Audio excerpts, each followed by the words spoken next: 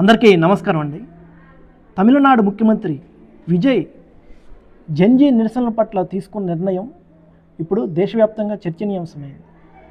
ఒక పక్క బీజేపీకి వ్యతిరేకంగా జెన్జీ చాలా నిరసనలు చేస్తుంటే ప్రతిపక్ష పార్టీలు అన్నీ కూడా విద్యార్థి సంఘాలకి మద్దతు ఇచ్చాయి. కానీ అదే పరిస్థితి తమ రాష్ట్రంలో వస్తే మాత్రం అవి బీజేపీ అనుసరించిన విధానాలే అనుసరిస్తుంది.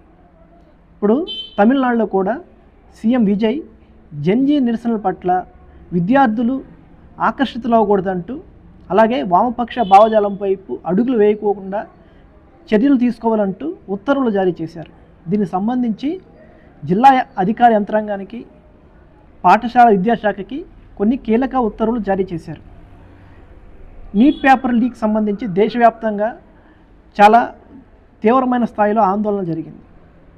చివరికి ధర్మేంద్ర ప్రధాన్ తన పదవికి రాజీనామా చేయాల్సి వచ్చింది. కానీ ఇది విద్యార్థి విజయంగా చెప్పుకుంటారు. కానీ అదే పరిస్థితి తమ రాష్ట్రంలో జరిగితే మాత్రం వీళ్ళు కూడా వారి బాటలోనే అమలు చేస్తున్నారు. కాక్రోచ్ జనతా పార్టీ, వామపక్ష పార్టీల చేసే నిరసనలో విద్యార్థులు పాల్గొనరాదంటూ ఇచ్చిన ఆదేశాలను తమిళనాడు ప్రభుత్వం వెనక్కి తీసుకుంది. దీనికి సంబంధించిన ఉత్తర్వులు బుధవారం ఉపసంహరించుకుంది. విద్యార్థులు, యువత, సీజేపీ, వామపక్షాల పార్టీ నిరసనలో పాల్గొనకుండా చూడాలని ప్రభుత్వ ఆర్ట్స్ సైన్స్ కళాశాల ప్రిన్సిపాల్కు కళాశాల విద్యాశాఖ కమిషనర్ నుంచి ఆగస్టు 15న ఉత్తర్వులు అందాయి. ఇందుకోసం పాఠశాల విద్య, ఉన్నత విద్యా విభాగాలు, పోలీసులు, జిల్లా యంత్రాంగంతో కలిసి పనిచేయాలని పేర్కొన్నారు. ఈ మేరకు ఆగస్టు 14న ప్రభుత్వం నుంచి ఆదేశాలు వచ్చినట్లు ఆ ఉత్తర్వులు వెల్లడించారు. దీనిని అత్యవసర అంశంగా పేర్కొన్న కమిషనర్ కళాశాలలు తీసుకున్న చర్యలు వివరాలు వెంటనే సమర్పించాలని ఆదేశించారు. ఆ ఉత్తర్వులు రాజ్యాంగ విరుద్ధమని, ఎలాంటి సహేతుకత లేదని సీజేపీ విమర్శించింది. బీజేపీ మాత్రం విజయ్ తీసుకున్న నిర్ణయాన్ని స్వాగతించింది. ఎందుకంటే బీజేపీ కూడా దేశవ్యాప్తంగా ఇలాంటి సమస్యను ఎదుర్కొంటుంది కాబట్టి విజయ్ తీసుకున్న నిర్ణయాన్ని బీజేపీ స్వాగతించింది.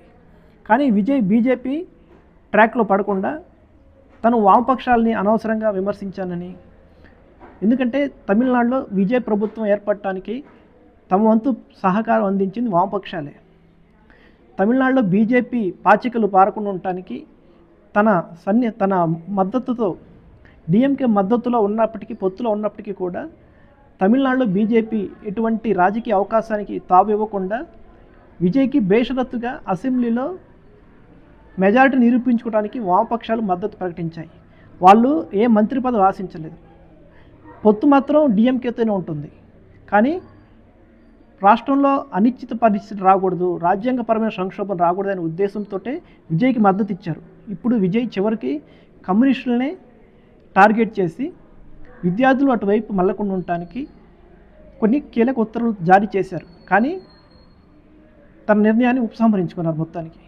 ఎందుకంటే ప్రజాస్వామ్యంలో ఎవరైనా సరే నిరసనగా తెలిపే హక్కు ఎవరికైనా ఉంటుంది.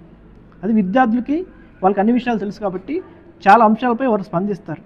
కానీ విజయ్ తీసుకున్న నిర్ణయం తప్పని భావించి ఆ కీలక ఉత్తర్వుల్ని వెంటనే ఉపసంహరించుకున్నారు.